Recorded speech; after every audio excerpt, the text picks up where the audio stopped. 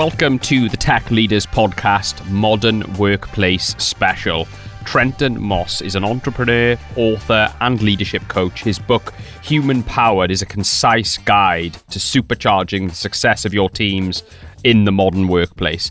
We talk about effective leadership and what this means to Trenton. We also unpack the incredible journey he went on setting up a web agency and running it for over 15 years, during which time he experienced a concoction of dire lows and euphoric highs, culminating in a successful exit in 2018.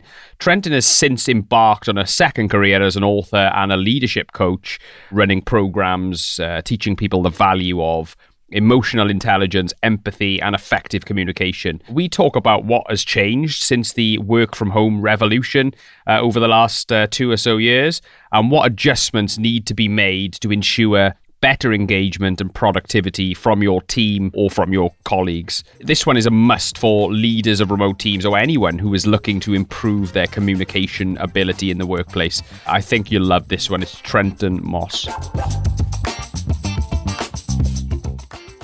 Trenton, thank you so much for coming on. How are you? Yeah, I'm really good, Gareth. Nice to see you. So let me just ask you, what does effective leadership mean for you? Yeah, I mean, effective leadership, I think you can kind of sum it up in one short sentence. It's all about getting people to perform to the best of their abilities at the same time as driving towards a shared goal. That's it. It's simple. You have a shared goal. You make it very clear what that objective is, that your vision, where you're heading towards. And then you basically, as a leader, you just enable everyone to perform to the best of their abilities. Sure. And I mean, everyone's got a different leadership style, I suppose, haven't they? It's exactly right. And a lot of people think that I need to be really extroverted, really shouty, maybe a little bit mean. I need to have a position of seniority, all of those things in order to be a leader. And that's not the case nowadays. We all need to show leadership to each other, regardless of where you sit in the hierarchy. So wherever you may sit in the hierarchy, you should be showing leadership to anyone who might report into you, but also to your peers and also to people who are more senior than you. Sure, absolutely. We'll unpack that a little bit in due course, okay? But let me ask you, what leaders have you been inspired by since the sort of dawn of the pandemic period? Has anyone stood out for you as providing good leadership? I think the person who really stood out as providing great leadership to me is my daughter's martial arts teacher. Oh, hey. So at the time, she had a gymnastics class and she had a martial arts class.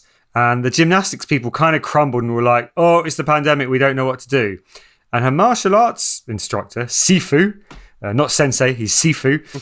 Sifu was just, right, this is the situation, guys. Here's the goal. And he made it very clear what lockdown meant for the classes and how it was going to be.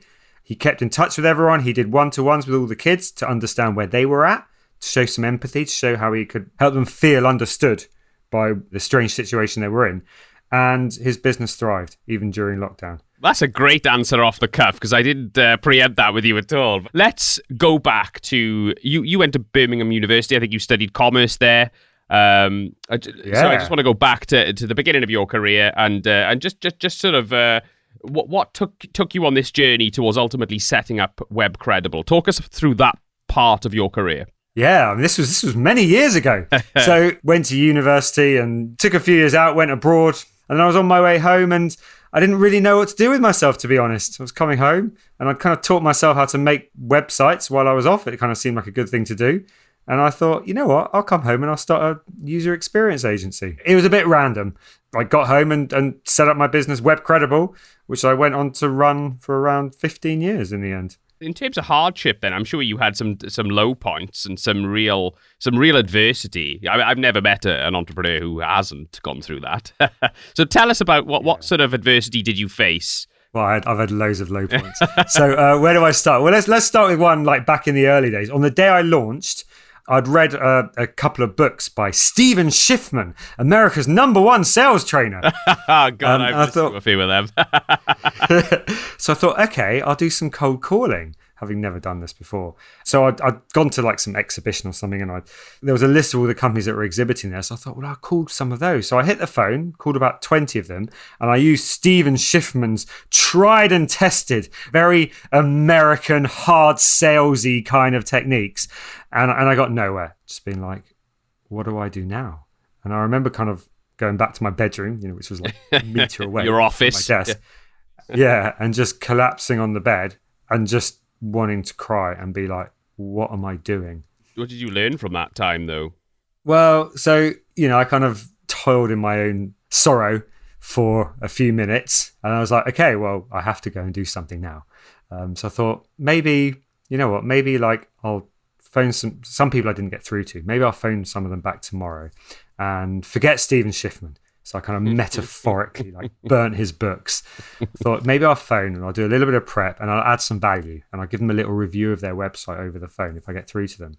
And I did. And I got 2 meetings. And I was like, whoa! And one of them turned out to be my first client. So, when you're talking to young entrepreneurs, who maybe are on the journey of building like a web agency or some sort of similar services business, what advice do you give them in terms of business development and getting those in the early wins in their career? Finding clients and stuff. Basically, just hang in there. It is relentless. And you'll know this, Gareth. It never stops. You can't just have a great product and think, okay, I've got a great product, everything's going to be fine. I'm afraid it doesn't work that way. You've got to have a great product and a great offering, and you have to be brilliant at sales and marketing. And it is a sustained, ongoing effort. No matter how well the company's going, no matter how much you seem to be flying, you can never take your foot off the pedal. You've got to be built of strong stuff because you're in that for the long term. Yeah, for sure. And it never lets off. Did you find that the big things that you're working on and the stuff you put all your energy in seems to fall by the wayside and completely nosedive and crash into the floor? And the stuff you don't think is going to come off turns out to be the jam and the stuff that changes the course of where you're going. It's unbelievable. What I mean is success comes from unexpected places sometimes, doesn't it? Yeah. You just got to keep trying. You got to keep trying everything. And 90% of what you do will be a waste of time in the short term.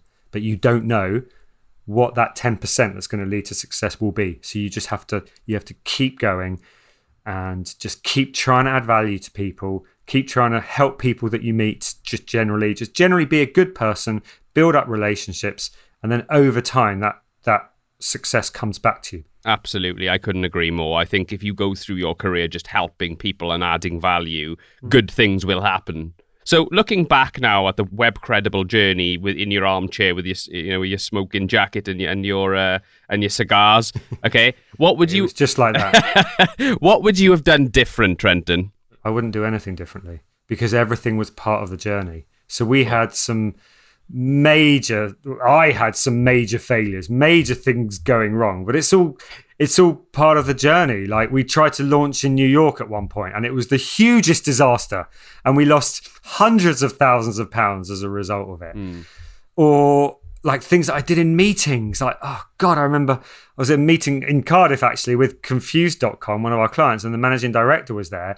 And I offended him so much that I wasn't allowed to attend a meeting that he was at thereafter. Wow. What did you say? I mean, I for sure obviously could have said this in a far better way, but I basically said something along the lines of, price comparison sites, the proposition is really not good because no one cares about you. You're a necessary evil that we use once a year and there's no engagement. Yeah, as soon as someone comes up with a better idea for how to, switch your electricity and gas every year, you're not going to exist and there's no brand loyalty, which I'm sure he knew, but I said it, I know I was very blunt with it and I said it in front of like 15 people. And it's not a particularly polite thing to do to someone when it's easy to point out the problem. The solution is extremely challenging. Yeah, sure. So yeah, he really, really hated me and made it clear that he didn't want to see me again.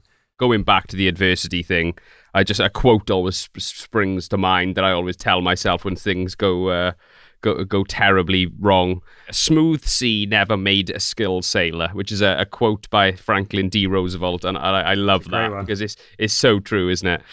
You've got to go through that hardship in order to make yourself a more complete business person or whatever it is you're doing, So yeah, but so let's talk about mid 2018, okay? You're obviously doing very well with Webcredible, and someone from Invika, is it, approached you, or and there was interest in an acquisition potentially. Talk us through how that happened, and you obviously selling your baby essentially at the end of it. How did that all selling come my about? baby. Yeah. So it's a good question actually, because it segues nicely from adversity, because the biggest hardship I had, the worst time I had in my whole 15 years running Webcredible was the year before in 2017. And in 2017, we had our worst year in the history of the business. So we ran at a loss for 6 months. We were losing hundreds of thousands of pounds, and it was horrendous. It was a real low point. My kids were quite young as well then, and so they weren't sleeping very well in the night. It was this, I'll never forget 2017 as just being the toughest year of my kind of professional and maybe even adult life. It was really awful. So the company we just could not make a profit. We were just, our revenue was down. It was going just awfully. And the big problem we had was new business just fell off a cliff. So we were still working with our clients. They were happy. The quality of our work was great. And actually with our existing accounts, we were growing them. So everything was great there. And I had a great leadership team. Everything was going really well in the business apart from new business. And as I said, that fell off a cliff and it put us in a lot of trouble. So after 6 months, I was done. So I'd been doing it for like 13, 14 years by that point anyway. So I was tired as it was. And I remember even saying to my leadership team for the year or two before, saying, I'm not sure if I'm the right person to take this business forward. You know, I've been doing this for so long that I approach things more from a kind of survive perspective rather than thrive. You know, my appetite for risk is going down because I've been doing this for so long. So what if I lost it? That would be horrendous. When I wasn't up with my kids in the night, I was basically just working. It was awful. I had a couple of panic attacks during that time, which I'd never had anything like that before. It was really horrendous. And at the end of the 6 months, someone I know got in touch who started in it as a partner in a new firm, saying, "Hey, I'm doing M&A in this new firm. Want to go for lunch?" I was like, "Sure." And we went for lunch, and he was like, and I was broken. And he was like, "Look, I think I can, if you want out, I can help you, find an acquirer for the business." I was like, "Yeah, but we're in such an awful place." And he was like, no, it's fine. You've been going for 13, 14 years. You've always grown. You've always had profit, apart from 2008 in the recession. As long as you can turn this around, you'll be okay. And I was like, okay, fine. I just want out. I don't care. I don't even care what we get for it. I just want out of this. So then, we started the kind of acquisition process. But at the same time, things started turning around in the business. And this was... So, the hard work of those 6 months, unbelievable hard work, where basically I was just a new business machine. Yeah. And I was just out having coffees with prospects all the time, kind of selling them the dream whilst inside just crying because it was all falling to pieces and feeling a bit like a fraud. It was horrible. Yeah. But at the end of the 6 months, it started turning around. I remember in month 7, we had our first month of breaking even since that bad time happened. And I remember me and my leadership team having a massive celebration. Yay, we didn't make a loss. Like, we didn't go anywhere or do anything because we had no money. So we were just there drinking water in the office going, yay, let's celebrate. But then what happened is the next month our revenue grew. And the month after it grew, and it grew, and it grew, and it grew. And at the same time, we were going through the acquisition process. So we were starting to speak to different companies that were potentially interested in us. And what we then had was, we had to show them, these 6 months of consecutive losses, but we could also then show them that we were coming out of it. And that it was clearly a one-off in the kind of 14-year history of the business. And that, look how much resilience these guys have, that they can come out of it. So it was actually quite a nice story. Yeah. And as that process continued, because that goes on for many months, speaking to potential companies that were interested in us, and then kind of, whittling it down to a final few, our revenue kept going up.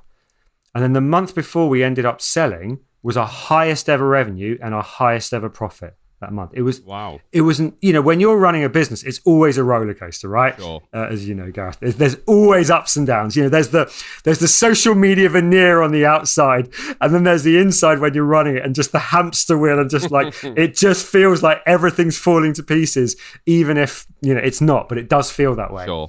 That was clearly the watershed moment, wasn't it? Where you turned it around through sheer hard work and passion. Yeah. So what were your team like at this point then? And how were you keeping them motivated? It was all on your shoulders, wasn't it? So it must have been quite a lonely place for you at times in 2017, as you already alluded to. But how did you keep your team motivated and rowing in the same direction?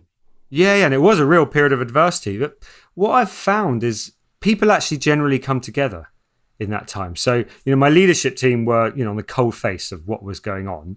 So I wasn't so lonely because we had each other to kind of to be there, especially my MD, who, we kind of ran it together. Well, we ran it together, me and my managing director. So, we would talk about it and be like, oh my God, like, are we going to survive this?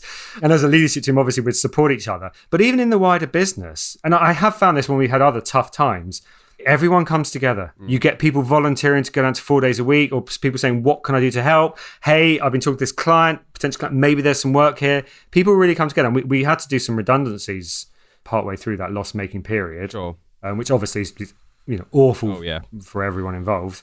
But even with that, people get it. As long as you communicate to your team what's going on, because everyone can see we're not that busy, right? So we'd share financials every quarter or so.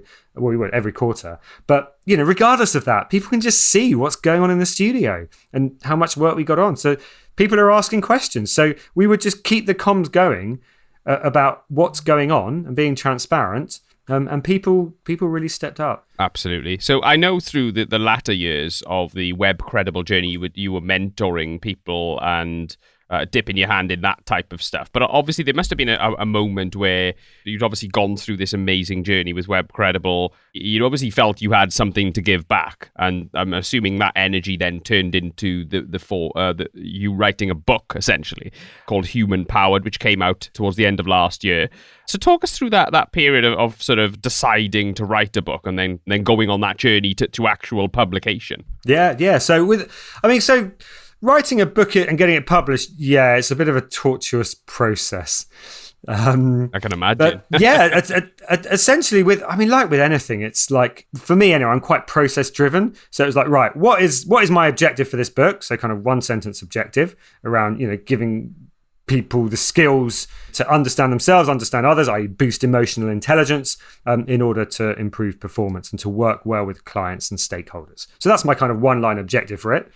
And then it's like, okay, well, what are those kind of key messages that is going to help people to achieve that, those key skills? So those are kind of your chapter headings.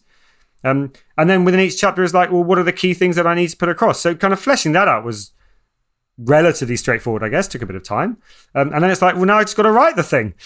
And so like chapter 1 about conflict resolution, I wrote that in 2 or 3 days flat, just blah, blah, blah, blah, blah, just typing. And it was relatively straightforward. And then chapter 6 took me probably 2 or 3 months to write because it was like pulling teeth at that point. And then chapters 2 to 5 kind of, somewhere in between, a couple of days and a couple of months. Sure. I didn't find it too hard at the beginning, and then it gets a bit harder at the end. But then even once you've written it, I then got 7 people to review it. So kind of my target audience. I got peer reviews on the manuscript. So that was, and then loads of feedback. So I made loads of changes. Then the publisher gets involved, makes loads of changes. And then there's like lots of negotiations with the publisher about those changes. And then kind of goes to getting published. And then you've got to start marketing it. Like with a business, you can write an amazing book, but if you don't market it, you don't build it and they come. With a book, you don't just write it and they buy it, unless you're like J.K. Rowling. You mentioned conflict resolution there. What in your research for the book, and obviously with your leadership business, what do you find is the biggest source of conflict within businesses these days? Communications not being very good. Most conflict, in my experience, happens when there's not actually any conflict there. So just the facade of conflict sort of thing. Yeah. It's about communications just misaligning. And then you think there's a conflict, and then you kind of dig your feet in, and the other person digs their feet in, and away you go. And then that relationship gradually deteriorates. I see it time and time again. And it's just, I find it astonishing that we don't teach people emotional intelligence so that we know how to communicate to other people so that they understand us and that we understand them.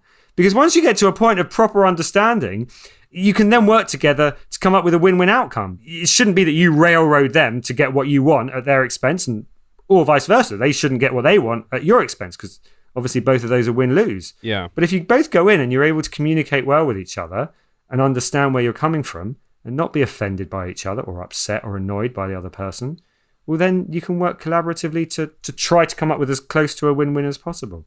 For sure. And I want to come back to that because I'd love to get your thoughts on how we teach people emotional skills, if that makes sense. But certainly, younger people. But there's something I wanted to bring up first of all, because it's just in terms of conflict in the workplace. Like exactly as you explained. Have you seen what you're explaining there in terms of conflict? Has it got worse due to the pandemic, due to remote working and stuff like that? And what can we do to sort of improve relationships when they are remote? Yeah, it's a great, quite obviously very topical. But yes, it does have an impact because people sit at home stewing about what just happened and the other person who offended or upset or annoyed or frustrated them in some way. And if you're in an office, one of your colleagues sitting with you can see your body language and can see that you're upset about something. Say, hey, Gareth, what's going on? And then you might have a conversation for a minute, but you'll get the chance to vent about what happened and work through it and be like, okay, it's probably not that bad. It's probably just me overreacting. And you can then move on. Doesn't happen when you're at home. I think that's a major contributor to burnout. There's many other reasons for the burnout that so many people are experiencing. But I think that's one of those reasons. You don't have the opportunity to just casually chat to someone to then vent about something that happened to allow you to work through it and to realize that, okay, it's not that bad actually. So what can we do about it? At the moment, it's hard because everyone is in back-to-back Teams meetings all day, every day. So there's no time to do more, and no one wants another Teams meeting. Sure. So what we need to do about it is a bit more holistic. We need to reduce the number of meetings we have. Basically, the quantity of meetings that we have is very high, and the quality of meetings is very low. Yeah. So one of the things that I would suggest we do is we give everyone, and this is going to sound really basic, but we give everyone a bit of training in how to run meetings, which might sound weird, but most people don't run meetings very well. When you think you might want a meeting, rather than thinking you want a meeting, instead you say, right, what's the objective that I have? Where do I want to get to? And then you can say, right, do I need a meeting or do I not need a meeting for this? And there's various criteria that you can work out to be like, whether you need a meeting or not. And it's like, okay, I do need a meeting. What's the minimum number of people I need to invite to get to that outcome? Not just saying, oh, well, I'll just invite everyone. What's the minimum number of people? What's the preparation we need to do before we meet to make sure the meeting can be short and efficient? What needs to happen after the meeting to then kind of keep going with the objective I have to achieve the outcome? And if people who are holding meetings start putting that effort into running those meetings and to helping everyone prepare properly for them and then making actions happen afterwards, it will reduce the number of meetings we have significantly. And then you create breathing space for people and you give people the time and space to be able to perhaps vent about things. And this is the role for a good leader. So if you're in a meeting with someone in your team, and as long as you've got good emotional intelligence and empathy, you can try and pick up on, are any of your team members feeling frustrated or annoyed by something that's going on? And then you can follow up with them afterwards and send them a quick message on Slack or Teams to be like, hey, how are you getting on? And you can have a quick chat with them on Slack or Teams or a quick voice call. If you feel it, they might need the chance to kind of vent or work through what happened. But we have to create breathing space for people to be able to do this, because right now so many people are just back to back to back. So in very succinct terms then, Trenton, okay, what are your top 3 tips for a successful meeting for leaders, a successful remote meeting? So tip number 1, the most important thing to make remote meetings work is to have a clearly defined objective. And it's you write down your objective. So that you're clear as the meeting host, and then you share that with everyone else. Maybe you give them the chance to feedback on that objective if other people want to get other things out of it, but you want to make it clear, this is why we're getting together, and here's where we're trying to get to. And then when you're in the meeting, if anyone kind of strays off topic, you can say, look, here's the objective. What you're saying here is that's probably a different meeting. We're going to stick with the objective today. So number 1, very, very, very clearly defined objective. Number 2 thing then is to work out, do I actually need a meeting? And often we call meetings when we don't need to have meetings. Now, generally speaking, you're going to want a meeting if the objective is for people to solve a problem. So if there's a problem that needs solving, you may need to meet to discuss it. You might need a meeting if it's likely that lots of people will have actions. So if only one person is going to have actions, you probably don't need to meet. But if lots of people do, you need a meeting. And then you'll also need to have a meeting if it's like quite a complex debate, and if it's a contentious topic. So number 1 thing to do is make sure you have a clearly defined objective. Number 2 is work out, do I actually need a meeting? And then number 3 thing is invite the minimum possible number of people to help achieve that objective. So if you need representation from a certain department, for example, don't invite 5 people from there. Instead, send a quick note to the leader and say, here's the meeting. I'd like one person from your department to attend to represent. Who is the best person for me to invite? P.S. I'll share the meeting notes and what we come back with everyone else in your team, but I want to keep the meeting as efficient as possible. Therefore, could you tell me the one person that you think would be best to attend? And then you can keep the number of participants to a minimum, and all other things being equal, the fewer people attend a meeting, the more effective it's going to be. People like to contribute in meetings. There's been some research about it, and it's kind of obvious, but people enjoy meetings more when they're able to contribute. And obviously, the fewer people that are there, the more you're able to contribute. Absolutely. Brilliant. I love that. Really good advice, Trenton. Thank you so much. I want to move on to a subject that I think you may know a thing or two about. EQ, emotional intelligence, is something that has been spoken a lot. People have spoken a lot about this subject in the last sort of probably five-ish years. So what does EQ and emotional intelligence mean to you? Okay, and how do we cultivate emotional intelligence and develop our own emotional intelligence in our daily lives? Yeah, no, it's a great question. So emotional intelligence is basically about understanding yourself and understanding other people, and in particular, where I'm coming from and the impact I have, and where other people are coming from. In terms of like understanding other people, if you can understand their actual intentions. So people communicate and behave in a certain way that may or may not work for you. 99.9% of the time, people have the best of intentions. So it's looking beyond that bad communication or bad behavior, what you think is bad. It's looking beyond that to people's intentions and understanding why they're behaving that way, why they're communicating that way, and where they're coming from. Now, if someone is communicating in a rude way, and a lot of people agree with you that they are, you shouldn't accept that, and it's not okay for someone to be rude to you. However, I also urge you to look beyond that and look at their intentions. You may want to talk to them about the communications that they don't work for you, but that's not your sole focus. You're also thinking about where they're coming from. So that's about understanding other people, but it's also understanding yourself. So, what motivates you, how you like to communicate, because there are 4 unique communication styles, and the way that you like to communicate will be the opposite to many of your colleagues. And you'll struggle to communicate well with each other unless you're both aware of why you communicate in that way and how you both need to adapt your communication so that you can meet in the middle a bit more.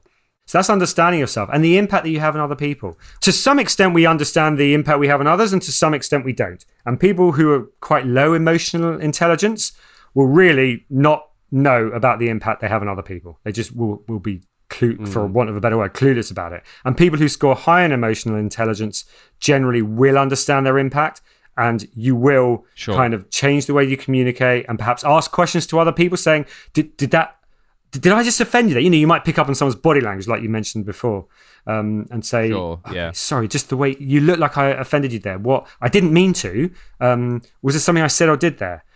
In your experience, Trenton, do you have people who you've maybe would score low on emotional intelligence? I don't know how you would actually gauge that. But then over time, develop themselves and then become highly emotionally intelligent. Do you know what I mean? So is there scope for lots of improvement, or is it just something you're born with?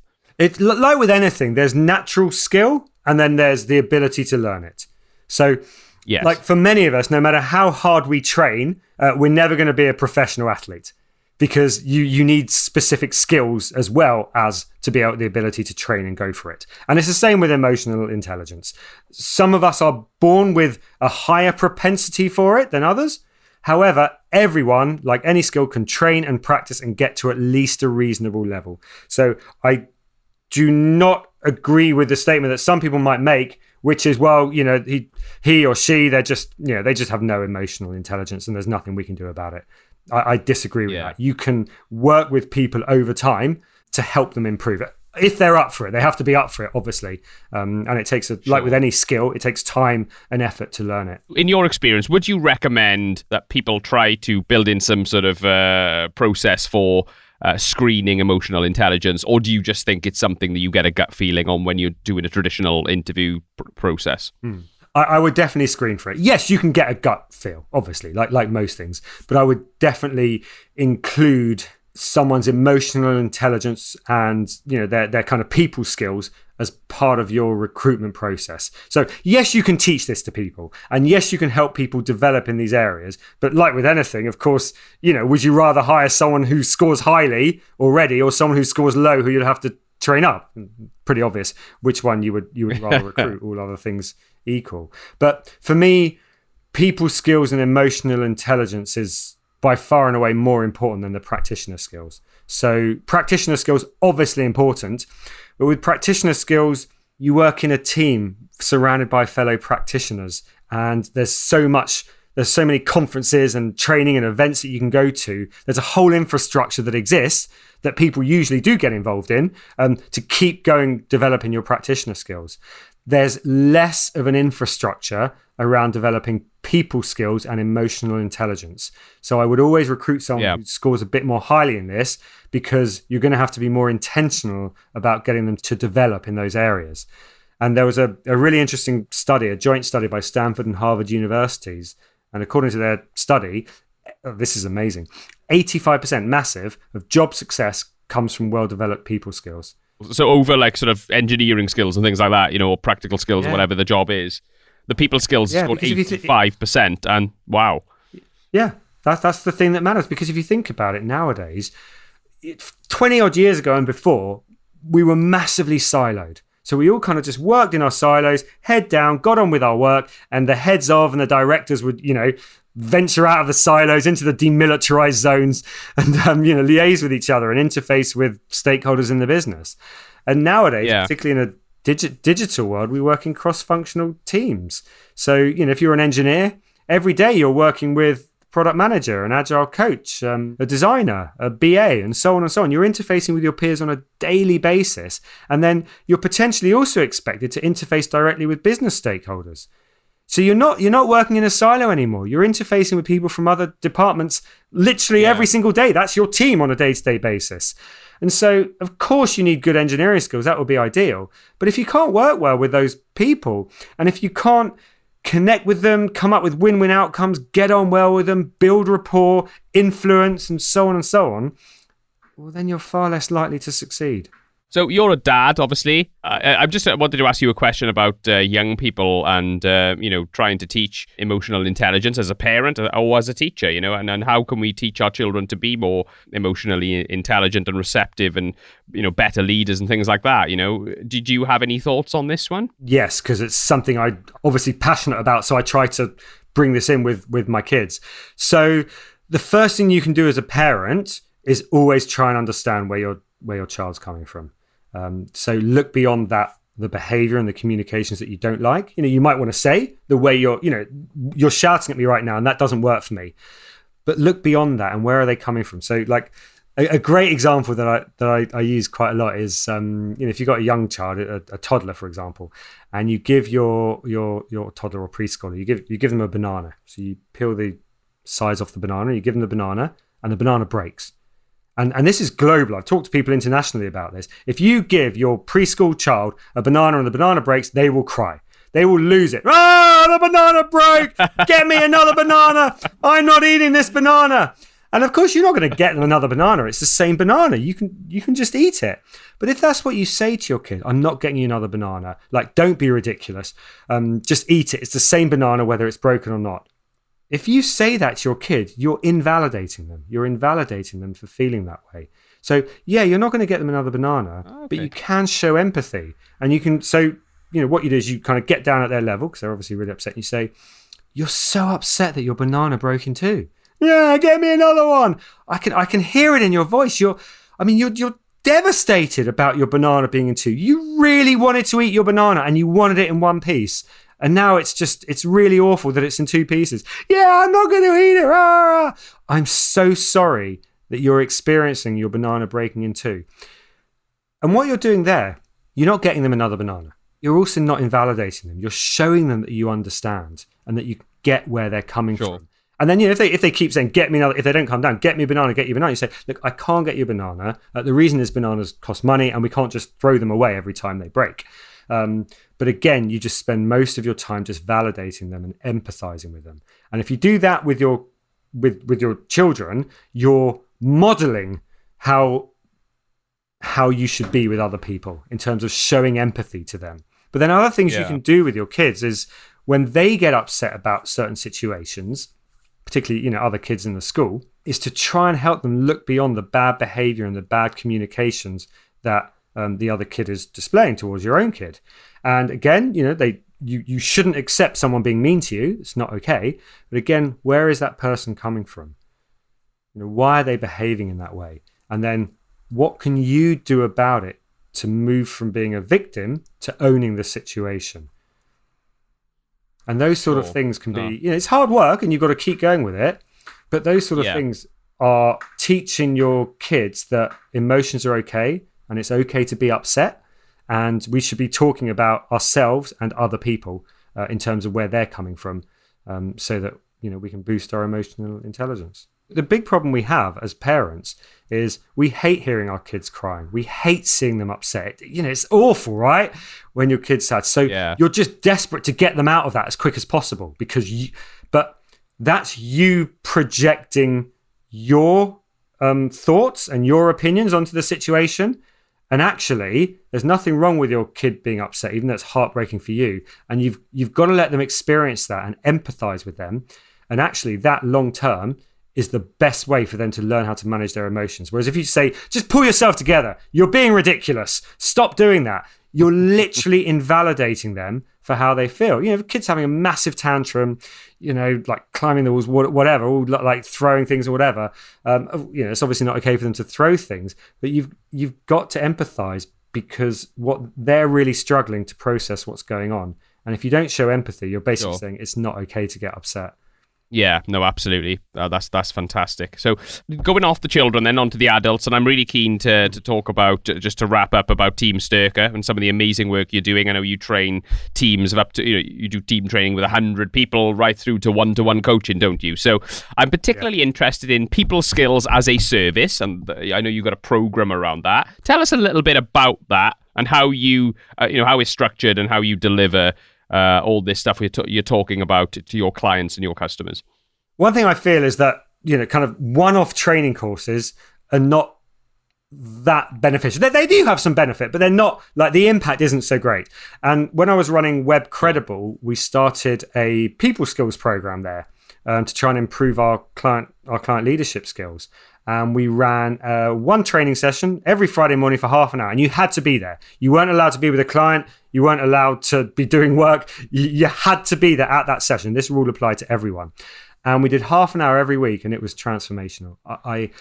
It was just unbelievable the impact this had of just small bite-sized training on a regular basis. So how long are we talking? Oh, those were half an hour back at Webcredible. But with Team Sterka, they're an hour long. So it's an hour every 2 weeks. Right. That we do. So we do with Team Sterka, it's an hour every 2 weeks, small bite-sized session, but it all builds on each other over time. And it's about long-term behavior change. And they're really, what we do at Team Sterka is it's all over Zoom, and it's really interactive. We're in breakout rooms a lot. There's, we do stuff with chat, polls. There's no lectures, there's no slides. One of the problems with remote workshops and meetings is they're boring because we just think we can just talk and have a conversation, but that's boring a lot of the time. Or we do a presentation with some slides that basically just repeat all the words that we're saying, and it's dull. And actually, if you put a bit of effort in this and just do some research online, you can come up with ways of making your workshops really interactive and really fun while still getting the message across that you want. And that's the crux of those training sessions. So they kind of run every 2 weeks and go through our curriculum. And then we do one-on-one leadership coaching to people more in senior positions, to help them really hone in on their skills and learn about themselves and really, really develop their emotional intelligence. And then we do a whole bunch of stuff to there's like a community, and we kind of keep the community going through the program. So everyone's talking about their skills, their new skills and their learnings on an ongoing basis. Again, it's all about just embedding it. So there's something quite interesting. Well, I think it's interesting. You may not. Called the forgetting curve. And basically what it is if you learn something new, then if you imagine like time on the x-axis and what you know on the y-axis, it basically just dips down very quickly. You learn something new, and then basically it just the curve just drops down because you forget it. However, if after learning something new, you do something a day later to remind yourself of it, you go back to remembering, and then the curve drops down again, but it drops down less steeply. And then if you do something a day or two later again, and a day or two later after that, and after that, the curve will keep dropping down. But every time it drops down less and less steeply. So the more you talk about the stuff that you're learning, whatever it is you're learning, and the more you do about it in the immediate aftermath of your learning, the more likely you are to actually remember it and to do something with it and to change your behavior. So we've tried to bake that into the program to get people really kind of talking about their new skills and talking about how they're doing with it and sharing experiences so that they remember it, which makes it far more likely that they're going to do something with it. That's really interesting. And it makes total sense. It sounds obvious, really, doesn't it? But I mean, I don't think many people would even think about it. You know, it's one of those things that when you explain it, when you lay it out, it sounds obvious. But I'm just thinking in our team, we often send people away on training courses and little things like that. And it probably would make sense for maybe to ask them to do a little presentation on what they've learned to the rest of the team when they get back, just to force this process of basically executing the skills that they've acquired from this experience, you know? So that's amazing. Fantastic. But look, Trenton, I know we're coming towards the end now, and I do feel like I could probably talk to you all day. I think this is really fascinating stuff. But where can people find you? Where can they find Team Sterka? How can they get involved? Obviously, our website, but I'm on LinkedIn, so if you're listening, feel free to ping me a connection. Happy to get a conversation going. Great stuff. And Human Powered is available at a bookstore near you, Amazon, one of them, or many other places as well. And is it available on Audible now? Yeah, it's on audiobook, ebook, and it's obviously on Amazon, and I think most book websites it's on. Thank you so much for coming on, Trenton. I've really enjoyed our conversation. Thank you for coming on the Tech Leaders Podcast. Brilliant. Thanks, Gareth. As you quite possibly have heard me mentioning in the past, we record the mass majority of our episodes at an amazing studio facility here in Cardiff at Tramshed Tech. Tramshed Tech is a collaborative community of entrepreneurs and scaling businesses geared towards supporting growth in tech, digital and creative industries across an ever-increasing collection of locations and partner locations, UK-wide and internationally. It really is the perfect place for your business to start up, scale up, accelerate or innovate. Head over to tramshedtech.co.uk or just search Tramshed Tech on your favourite social media platform.